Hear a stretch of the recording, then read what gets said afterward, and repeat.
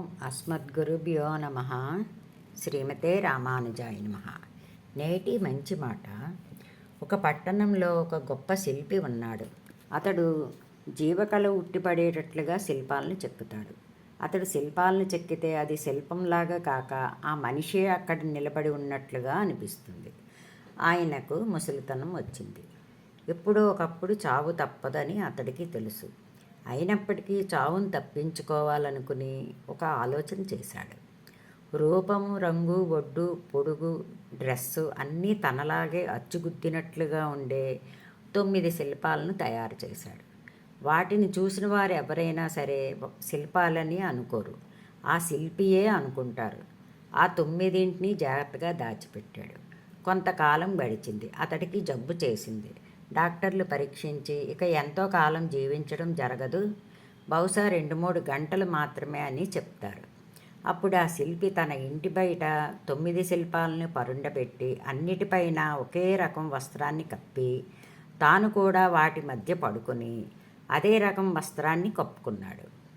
మరణ సమయం ఆసన్నమైంది. యమధర్మరాజు చేతిలో పాశాన్ని ధరించి ఆ శిల్పి కోసం వచ్చాడు. అయితే అక్కడ 10 మంది శిల్పులు పరుండి గమనించారు. ఒక్కొక్క శిల్పం మీద వస్త్రాన్ని తొలగించి చూస్తుంటే అందరూ ఒక్కటిలాగానే ఉన్నారు. ఇందులో ఆయుష్ తీరిపోయిన శిల్పి ఎవరా అని తీవ్రంగా ఆలోచిస్తాడు. ఎంత ఆలోచించినా ఆయనకి బోధపడటం లేదు.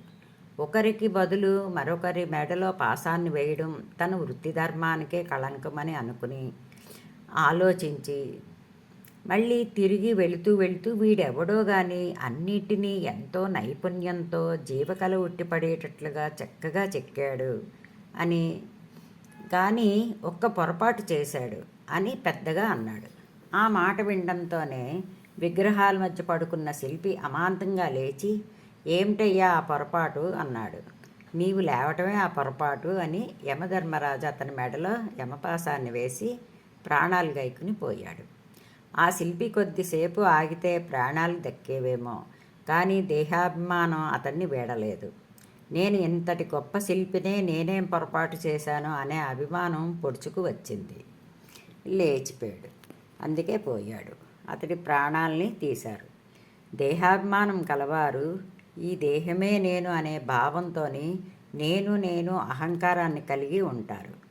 ఈ అహంకార మమకారాల కారణంగానే జీవితంలో ప్రశాంతతను పోగొట్టుకొని మనస్సుని అనవసరమైన ఆందోళనలకు, ఉద్రేకాలకు లోను కావించుకుని అశాంతిని, దుఃఖాన్ని కొని తెచ్చుకుంటారు.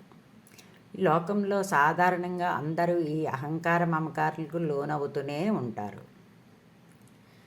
ఆధ్యాత్మిక రంగంలో ప్రవేశించిన అనేక మంది సాధకులు జపధ్యానాదులు, ఉపాసనలు చేస్తున్నప్పటికీ మంచి ఫలితాన్ని పొందలేకపోవటానికి కారణం ఈ దేహాభిమానాన్నే. పొలాన్ని సరిగ్గా దున్ని తయారు చేయకుండా విత్తనాలు చల్లితే ఏమి ప్రయోజనం?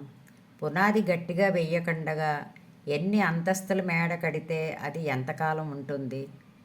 అలాగే మన అంతరంగంలోని ఈ అహంకార మమకారాలను వదిలి పరమాత్మయందు మనసును నిలుపుకుంటే మనం ముక్తికి చేరువవుతాం. సర్వే జనా సుఖినో భవంతు.